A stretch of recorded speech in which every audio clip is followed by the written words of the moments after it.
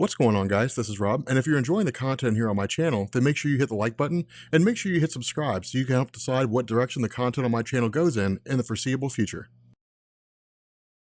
Okay, so on the whole, when it comes to Green Lantern stuff, I usually try to avoid talking about things that happen later on or happen, in the future from where we're currently at. And the reason why is because continuity is so tight-knit when it comes to Green Lantern that you usually don't have the ability to steer away without getting sort of thrown into this whole great big huge mesh of things. And so this will be one of the only occasions where we do that. But in this video, we're going to be talking about the origin of the Indigo Tribe. Now, the origin of the Indigo Tribe is kind of interesting because this is a Lantern Corps that when it first popped up was incredibly mysterious. They made their appearance as part of Blackest Night, and it was something like 4 or 5 years after they debuted that DC finally gave us an origin story. Now, their origin is done in 2 phases. The first is the actual origin, and the second is their first appearance. So we're actually going to take it out of order here. What we're going to do is we're going to jump to an existing story that was taking place in 2012 called The Secret of the Indigo Tribe, and it was written by Geoff Johns. Now, again, this is a great big larger story involving the entirety of the Indigo Tribe, and there are things that I don't want to spoil for what happens later on. What we really need to focus on here is their origin in and of itself. And so what this does is it basically kind of picks up with Hal Jordan,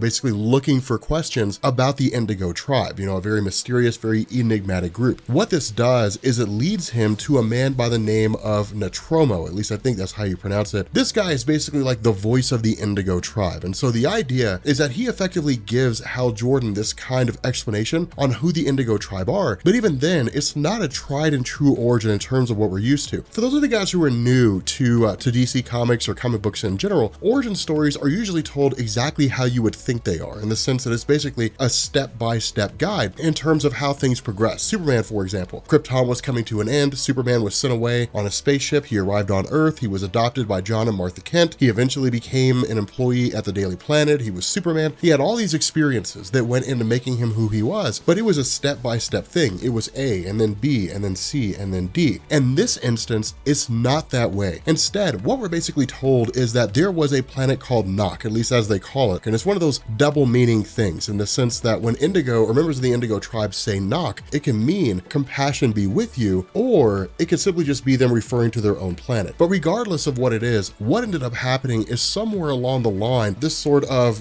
warring group from, another planet showed up on Nock with the intention of taking its inhabitants and then just, using them as slaves or whatever the case may have been. The result was that when all this took place, the Green Lantern of that sector, a guy by the name of Abin Sur, had basically intervened. Now again, we've talked about Abin Sur over the course of our run so far in the sense that it all really just kind of goes back to him. And that's the nature of this. It's one of the reasons why I figured now was a great time to do it, just because of the fact that this feeds into the whole Blackest Night prophecy. Now the idea was that with Abin Sur basically showing up and then defending these guys who were being, attacked by these slavers, more or less, this ultimately led to Abin Sur alongside Natromo discovering what was basically just this well of compassion, is the best way that it's described. But what they began doing was basically forging weapons, and when they used these weapons, they realized that these weapons had an impact on the people they were being used on. And those individuals who were cut, stabbed, whatever the case may have been, basically shifted their entire mentality and then adopted the form of compassion for a short amount of time. Now, what this did is it basically allowed Abin Sur to realize that what this was doing was it was allowing people to tap into the compassion aspect of the emotional spectrum. Remember, if you're new to all this, the emotional spectrum is kind of like this governing thing that exists all throughout the DC universe. That as long as there are people that feel compassion, as long as there are people who feel rage, who feel fear, who have the willpower, the ability to overcome fear, those aspects of the emotion will exist. So long as life exists, the emotional spectrum will exist because beings will feel all those different emotions at some point over the course of their life. The result of this is that Abin Sur began the process of basically creating indigo rings. Now, this coincided with another event that was going on in the life of Abin Sur, basically looking to the future. When we first picked up our whole run on Geoff Johns' Green Lantern, we talked about the secret origin of Hal Jordan, so on and so forth. One of the things that we discussed was the prophecy of Blackest Night. And it was this huge,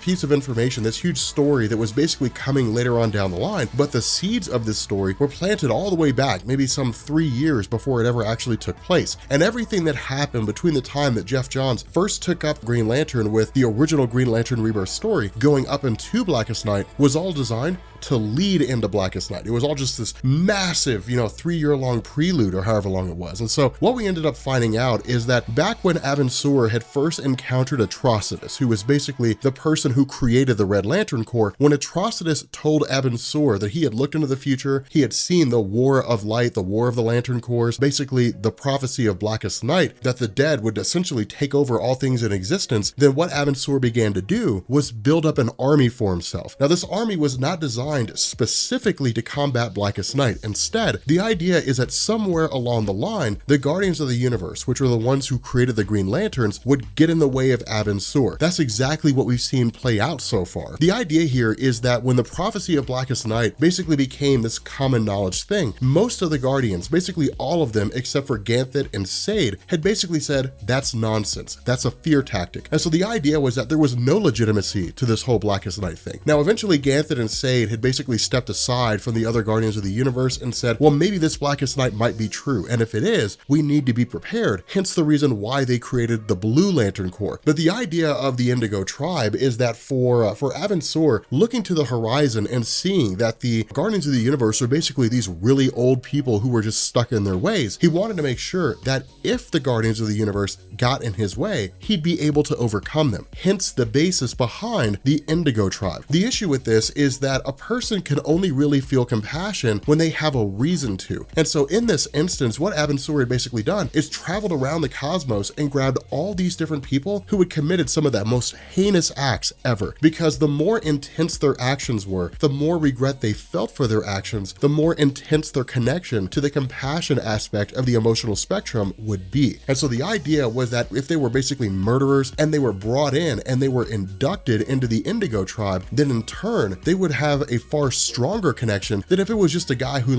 cheated on his taxes once. And so because of this went forward with the Indigo Tribe itself, basically, operating as this extremely enigmatic thing. Now, what this does is this leads into the chronological first appearance of the Indigo Tribe. Remember, because of the fact that they were created by Abin Sur, and Abin Sur had basically died before he was able to utilize the Indigo Tribe, what this meant is they basically just kind of existed out there and nobody ever knew about them. Nobody ever really had a reason to know about them. But the whole basis behind the Indigo Tribe is they are led by a person named Indigo 1, and she was actually the very first person to receive the Indigo Lantern ring. The reason for this was because of the fact that she had killed the daughter of Abin Sur. So Abin Sur believed if he was able to basically move her into becoming part of the Indigo Tribe, basically feeling compassion, this experiment was successful for her. It could be successful for virtually anybody else. And so what ended up happening is that with her becoming the first of the Indigos, we ended up having all these other members inducted. Now, a lot of these guys, or really for most of these guys, we don't know what their origin stories are, or if they are out there, I haven't been able to find them. But the idea is that somewhere along the line, they were just inducted into the tribe. But what ended up happening is that their introduction into the Green Lantern mythos as part of this prelude to Blackest Night basically came in the aftermath of the Sinestro Corps War. Now again, if you're new to this whole thing, the Sinestro Corps War was basically this idea that Thal Sinestro had formed his own Lantern Corps, his own Yellow Lantern Corps that was predicated on fear. And the idea was to basically just eliminate the Green Lanterns if they could. And if they couldn't, then basically begin maneuvering the Green Lanterns into the position to where people stopped viewing them as a peacekeeping force and started viewing them as a potential totalitarian force. And the way in which Sinestro did this was by allowing the Yellow Lanterns to kill. Because remember, Green Lanterns could not kill. That was never part of their role. Their role was to maintain peace. Their role was to use their ring to basically incapacitate villains and then bring those villains for trial, not necessarily kill them. This in turn set in motion a set of events where the Green Lantern Corps now had the ability to not only kill members of the Sinestro Corps, but anyone who was an enemy of the Guardians of the Universe and the Green Lanterns. And because this was so broad, what it basically meant is people started looking at the Green Lanterns and saying, well, if they kill anybody who's an enemy of the Green Lantern Corps and the Guardians of the Universe, does that mean that people who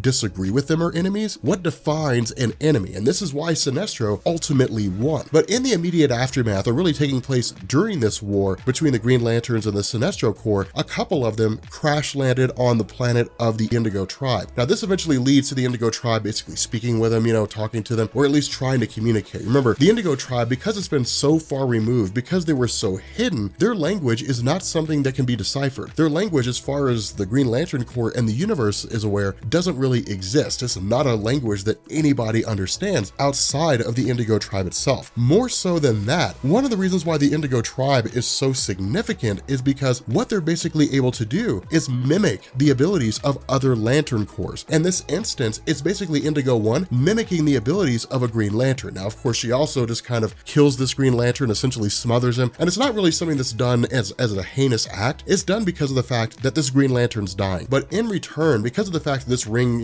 takes off, because this member of the Sinestro Corps lashes out and basically says, I won't be taken down the exact same way, Indigo 1 in turn mimics his powers. And so what she does is basically just create this massive yellow construct. Now, this is all we get. I mean, this was all that we saw when they first popped up. It was basically a member of the Indigo tribe using their ring or using their power for the purpose of duplicating other members of the Lantern Corps, and then that was really it. And so it was this huge thing where people were just like, what? Like, what in the world is this? But the cool thing about this is that the Indigo tribe does not go unanswered. Where their origin story didn't appear until, again, something like 4 years after this initial introduction took place, they have a huge role in Blackest Night. I mean, they are massive in Blackest Night. And so we'll actually find out and really see their full powers put on display. It's one of the reasons why I'm not really running over everything they can do. I mean, there's a few things in there, that make them a little bit different, but the full display of their powers will be brought to bear when it comes to Blackest Night, and we'll find out just how powerful they are. But with that being said, guys, we're gonna go ahead and bring this video to an end, a pretty quick one, but again, not a whole lot to go with when it comes to the Indigo tribe. They were just designed to be a really enigmatic group, and again, it wasn't until years after they first popped up that we actually started getting some information on them. But if you are new here to Comics Explained, make sure you guys hit the sub button to become part of the Rob Corps. If you guys enjoyed this video, make sure you drop a like, and yeah,